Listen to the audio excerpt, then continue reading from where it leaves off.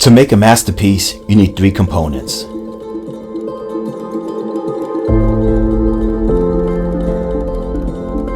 You need a technique that you studied and perfected for years.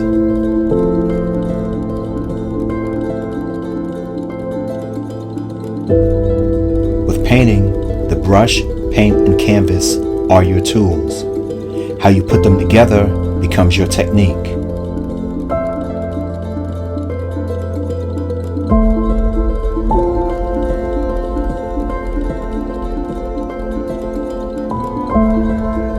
I use sculpture, photography, and painting to make Diovadio-chrome portraits.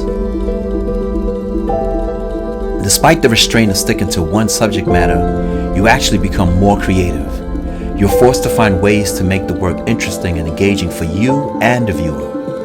You experiment with different approaches like lighting, placement, and color combinations. You ask questions like, what happens if I use this color? What if I keep it simple? Or that color? What if I change the angle? What would make this more interesting? What if I get really intricate with the details? What inspires me right now? Sometimes the process itself inspires a new direction. Kelly's face reminded me of an ancient queen. I painted her in my traditional Diovadio-chrome style, but I thought, what if I didn't apply the eyelashes? What if I used the look of ancient Egyptian eye makeup instead? What if I also replaced the backgrounds with graffiti? But instead of spray paint or markers, what if I recreated the tags with oils?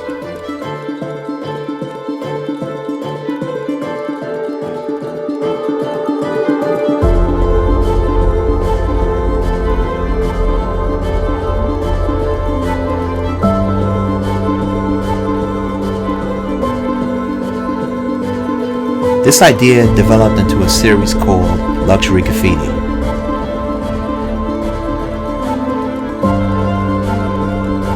It connects to my earlier series that I called Egyptian Graffiti.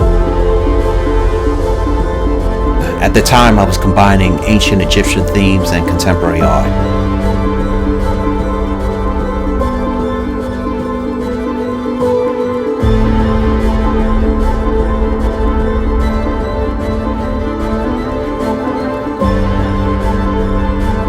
For the past year, I've been pushing the limits of my technique with a new painting.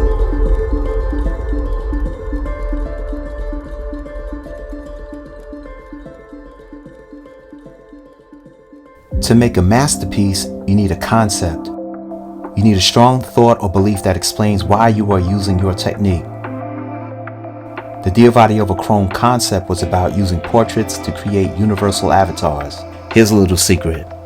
When I first started painting these portraits as universal masks, I looked at coins.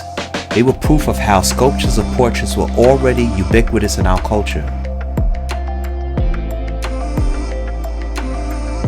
Obviously, Luxury Graffiti is a conceptual series about history, but it started as a visual experiment. It was inspired by the Diovadio-chrome technique itself. Sometimes concepts are inspired by an event. I made African history after a visit to the Metropolitan Museum of Art. There was an exhibit called The African Origin of Civilization. The show used ancient works to illustrate how Africa is the source of our common ancestry. The show prompted me to ask, what if I could use a portrait as a time capsule to represent the works from the exhibition? I could reflect the African masterpieces in one of my chrome masks. It would be a way to show my link to African artifacts, but also my lineage, my heritage. The concept required me to work at a large scale in order to fit in all the images. I didn't realize it at the time, but African history is connected to the Egyptian Graffiti series, especially when I look at the reflections of Nefertiti. Nefertiti's headpiece and neck and shoulders inspired more questions. What would it look like if my mask had more of a human form? I could adorn the sculptures with African headpieces and jewelry. The background could match the theme with the use of African fabric. This led to a new series which still uses the chrome mask as the foundation. The new series, God Icon, expands with themes of religion, history, and royalty. The use of fabric in these pieces reminded me of Japanese kimonos, which seemed alive and told their own stories within a larger picture. The kimonos inspired me to bring a whole painting to life. Even the fabric in the background would be alive. The new work would have a biomorphic feel to it. In developing this piece, I also thought about how the ancient Egyptians had a mythology surrounding beetles. So I got my hands on a beetle from Costa Rica, which organically has a chrome sheen. It would adorn the headpiece of a new god icon character. As a backstory, I thought, what if the beetle brought one of my sculptures to life in my studio and I was there to record the miracle?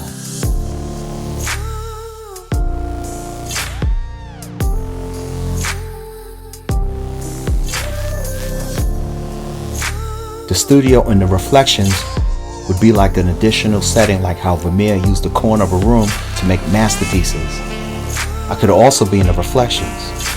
I would be like Velázquez and Caravaggio, who positioned themselves, the artists, as a truth teller.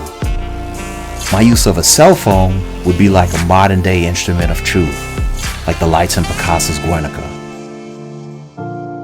To show that my character was alive, the eyes would have to come to life. So I thought about classic paintings like Girl with the Pearl Earring and the Mona Lisa. I also thought about this drawing I did before Dio Vadio for Chrome. It seemed to predict the direction of my new painting. The eyes were yet another way to link my work to ancient Egyptian art.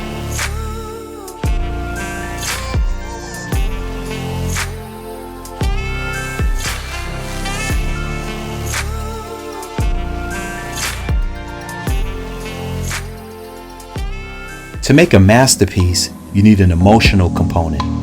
For example, I developed Dio Vadio over Chrome as a way to represent people of color in the field of contemporary art. I had a passion to paint people that I love in a unique and beautiful way. Along with technique and concept, the emotional reason to make a masterpiece will push you when you want to quit. Sometimes the emotional connection toward making a masterpiece may not be obvious though. Ever since my mother died last year, I've been including African fabric in the backgrounds of my work.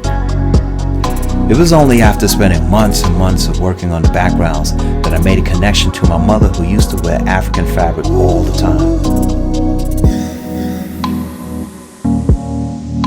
She was born in the 1940s. She often spoke about not feeling represented in popular culture. As a brown-skinned girl with her lips, hair, and complexion, she didn't see someone like herself being represented on TV, or in the movies, or in magazines, but she was black and beautiful.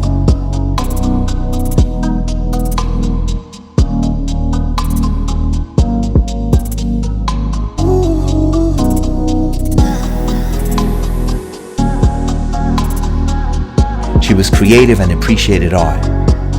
She made this collage for me when I was a boy, and she told me I could do anything.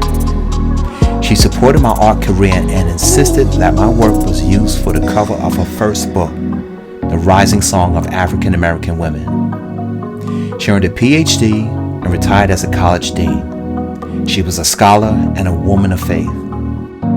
Before she died, she again insisted that my work was used for the cover of her last book, Faith Confronts Evil. Here she is at one of my last New York City exhibitions. In ancient Egyptian mythology, the beetle symbolizes rebirth. Maybe that's why it resonated with this new piece. Maybe that's why I had an urge to breathe life into this painting. Maybe this wasn't about making a masterpiece. Maybe this was subconsciously about honoring my mother. As I painted, I couldn't help but dream that by pouring all my love and memories into this work, I might somehow use art to bring my mother back.